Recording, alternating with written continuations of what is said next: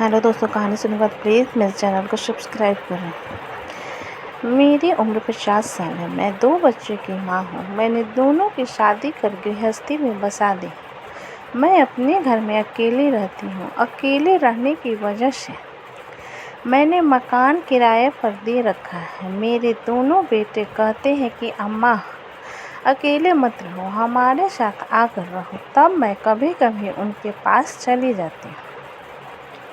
महीने 2 महीने तक जिस बेटे के पास रहना होता है रह लेती हूँ, मगर रहते रहते यह एहसास हो जाता है कि मेरे रहने से वहाँ उनकी आज़ादी में बाधा आ रही है।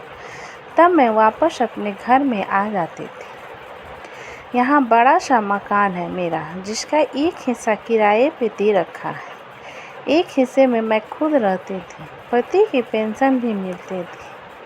3 साल से ज़्यादा समय बीत गया था। तब से मैं खुद को अकेली महसूस कर रही हूँ। ज़्यादातर मैं अकेली रहती, मगर गर्मी की छुट्टियाँ होती हैं तो बेटों के बच्चे आ जाते हैं। पूरा सुना घर कोलाहल से भर जाता है। अकेले में तो दिन बीत जाता है, मगर रात में घर खाने को दौड़ता था। तब बेचैनी और बढ़ जाती है। तब आँखों से नींद गायब हो जाती। ऐसे में पति के साथ गुजारी रातों मेरे सामने चलचित्र की तरह आ जाती। मगर जब से मैं विधवा हुई, पति की याद और उनके साथ बिताए गए पल मुझे सोने नहीं देते। अखिलेश नामक मेरा किराएदार था। वह अकेला रहता है।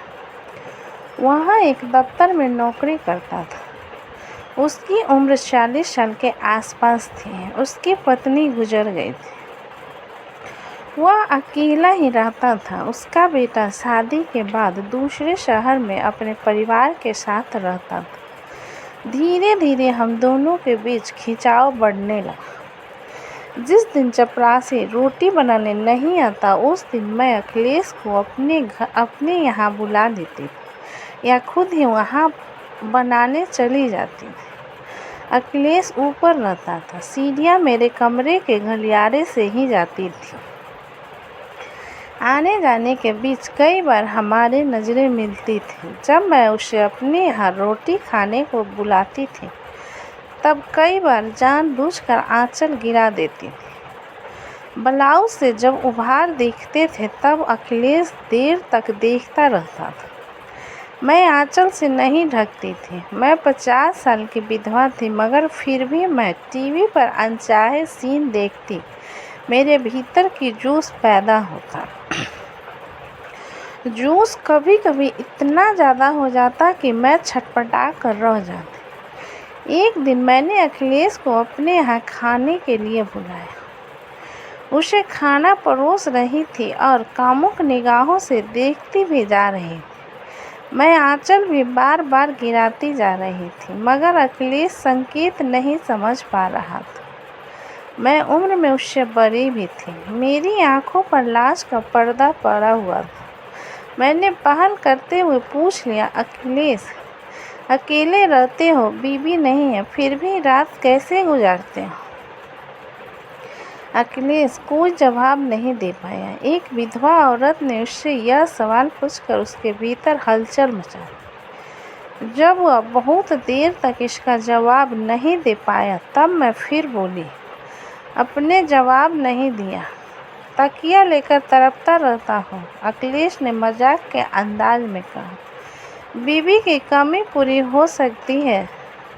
जब मैंने यह बात कही, तब अखिलेश हैरान रह गया। आप क्या कहना चाहती हो? मैं हूँ ना आपके लिए। इतना कहकर मैंने कामुक निगाहों से अखिलेश की तरफ देखा।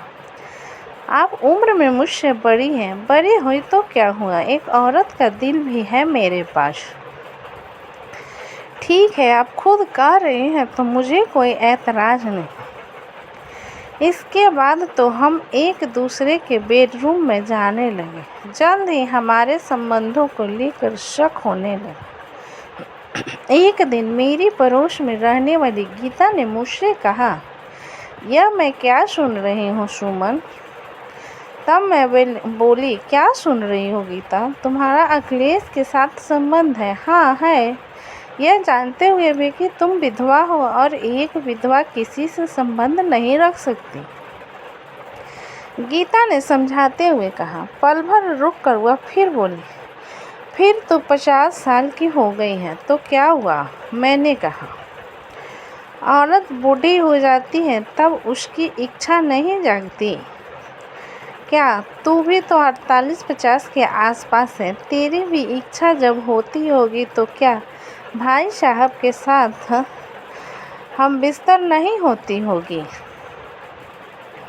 गीता कोई जवाब नहीं दे पाई। मैंने जो कुछ कहा सच कहा था। वह भी तो इस उम्र में हम बिस्तर होती हैं। फिर मैं विधवा हूँ तो क्या हुआ? आखिर औरत का दिल ही है तो है। उसने कोई जवाब नहीं दिया। तब मैं बोली, जवाब नहीं दिया तूने जो कहा सच कहा। गीता अपनी रजामंदी देते हुए बोली, औरत अगर विधवा है तो उसके साथ ये सामाजिक बंधन क्यों? अगर किसी की पत्नी गुजर जाती है तो वह इधर उधर मुंह मारता फिरे, तब यह समाज उसे कुछ ना कहे क्योंकि वह मर्द है। मगर औरत किसी के साथ संबंध बनाए तब वह गुनाह हो जाता है। तो फिर अखिलेश के साथ शादी क्यों नहीं कर लेते? गीता ने सवाल किया। आजकल लिव इन रिलेशनशिप का ज़माना है। मैं बोली, क्या दोस्त बनकर नहीं रह सकते हैं? ठीक है, तेरी मर्जी में जो आए वह कर। मैंने जो सुना था कह दिया। नाराज होकर गीता बोली, मगर तू तो बच्चों की माँ हो, 2 बच्चों की माँ हो। वे सुनेंगे तब उन पर क्या गुजरेगी? यह सोचा है कभी? हाँ, सब सोच लिया है। क्या बच्चे नहीं जानते कि माँ के दिल में भी एक दिल छिपा हुआ है? उसकी इच्छा जागती होगी। ये समझाते हुए मैं बोली, देखो गीता, इस बारे में मत सोचो। ठीक है बाबा, अब इस बारे में तुमसे कुछ नहीं पूछूंगी। तेरी मर्जी में जो आए वह कहकर गीता चली गई। गीता ने जो कुछ मेरे बारे में कहा था सच था, मगर आज गीता ने हमारे संबंधों को लेकर जो बात कही उसे साफ साफ कहकर मैंने अपने मन की सारी हालत बता दी। मगर एक विधवा होकर मैं जो काम कर रही थी, क्या मुझे शोभा देता है? समाज को पता चलेगा तब सब मेरी बुराई करेंगे, मुझ पर ताने कसेंगे। गीता ने तो मेरे सामने अखिलेश से शादी करने का प्रस्ताव रखा। उसका प्रस्ताव तो अच्छा है। शादी समाज का एक लाइसेंस है। हम दोनों के भीतर एक ही आग सुलग रही थी। मगर इस उम्र में शादी करेंगे तो मजाक नहीं उड़ेगा। अगर इस तरह से संबंध रखेंगे तो तब भी तो मजाक नहीं बनेगा। मैं बड़ी दुविधा में फंस गई। मैंने आगे बढ़कर संबंध बनाए थे। इससे अच्छा है कि शादी कर लो। थोड़े दिन लोग बोलेंगे फिर चुप हो जाएंगे। मैंने ऐसे कई लोग देखे हैं जो इस उम्र में जाकर शादी भी करते हैं। क्यों ना अखिलेश से बात करके शादी कर लो। शाम को जब अखिलेश आया तो मैंने उससे कहा, आपसे आगे रहकर जो संबंध बनाए हैं मैंने अच्छा नहीं किया। फिर पल भर रुक कर मैं बोली, लोग हम पर उंगली उठाएंगे, उसके पहले हमें फैसला कर लेना चाहिए।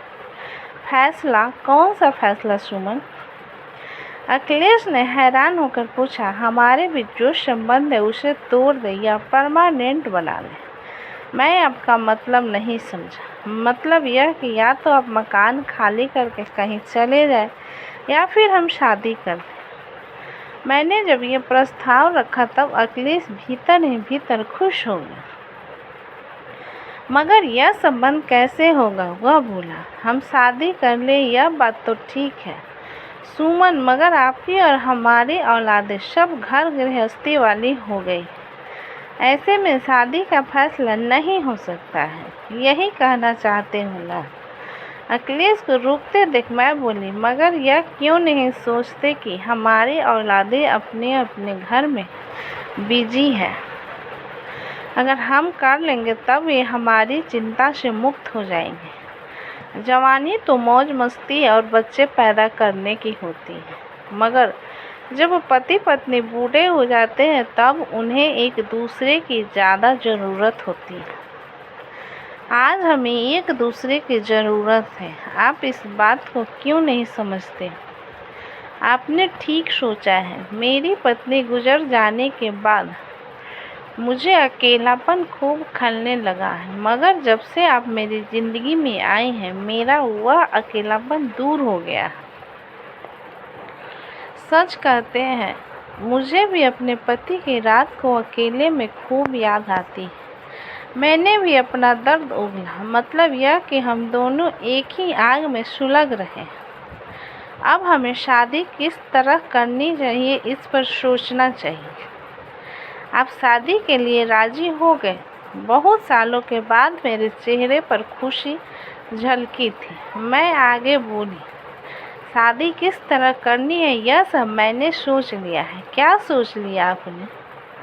अदालत में गुपचुप तरीके से खास दोस्तों की मौजूदगी में शादी करेंगे, ठीक है, मगर इसकी हवा किसी को भी नहीं लगनी चाहिए, यहाँ तक कि अपने बच्चों को भी नहीं। मगर बच्चे को तो बताना ही पड़ेगा, अखिलेश ने कहा। जब हमारे हाथ पर नहीं चलेंगे तब वही संभाल लेंगे। शादी के बाद एक पार्टी देंगे जिसका इंतज़ाम हमारे बच्चे करें। जब मैंने यह बात कही तब अखिलेश भी सहमत हो गया। इसके ठीक 1 महीने बाद कुछ खास दोस्तों के बीच अदालत में शादी करके हम जीवन साथी बने। सारा मोहल्ला हैरान था। हमने अपनी शादी की ज़रा भी हवा न लगने दी थी। हमारी अनोखी शादी पर लोगों ने हमारी खिल्ली उड़ाई, मगर हमने इसकी ज़रा भी परवाह नहीं की। कोई खुश हो या ना हो, मगर हमारी औलाद इस शादी से खुश थी, क्योंकि उन्हें माता पिता की नई जोड़ी जो मिल गई थी। तो दोस्तों, यह कहानी यहीं पे ख़त्म होती है। यह कहानी आपको कैसी लगी मुझे कमेंट करके ज़रूर बताएं। अच्छी लगी तो प्लीज़ लाइक करें, सब्सक्राइब करें एंड शेयर करें। कहानी अच्छी लगी हो तो प्लीज़ चैनल को सब्सक्राइब करना ना भूलें। अपना कीमती समय देने के लिए धन्यवाद।